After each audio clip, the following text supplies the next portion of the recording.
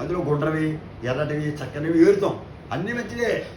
ఉన్న వాటిలో మంచివన్నీ ఏరినట్టుగా ఉన్న పద్యాల్లో మంచి పద్యాలన్నీ ఏరి చక్కలైనటువంటి ఒక్కొక్క పద్యం చదువుతుంటే అమృతం తేనె నోట్లో పెట్టుకో అని అంటాడు. మధ్యలో పంచదార కన్నా పనసతుల కన్నా జుంటి తేనె కన్నా జున్ను కన్నా ఏమండి అంటాడు. ఎటువంటి ఇవన్నీ పంచదార చెరుకు రసము కన్నా చెలిమాట దీపిరా విశ్వదాభిరామ ఇవన్నీ ఎవరైతే పంచదార కన్నా పనసతుల కన్నా పనస తోనల కన్నా జుంటి తేనె కన్నా జున్ను కన్నా చెరుకు రసము కన్నా చెలిమాట దీపిరా విశ్వదాభిరామ ఇవన్నీ మధురమైన పదార్థాలు.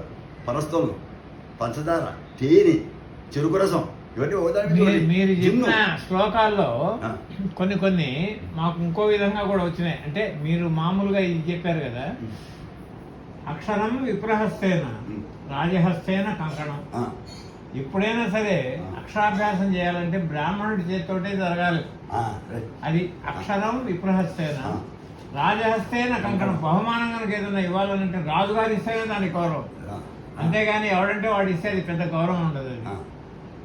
మాతృహస్తేన భోజనం తాంబూలం తరుణి హస్తేన అని ఇచ్చాడు.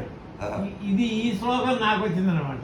మీరు ఆ రెండింటి తర్వాత మీరు మిథుడు చెప్పినటువంటి ఇది అసలు ఒరిజినల్ గా మీరు చెప్పారు. దీని తర్వాత కాలంలో ఇట్లా కూడా ఒక శ్లోకం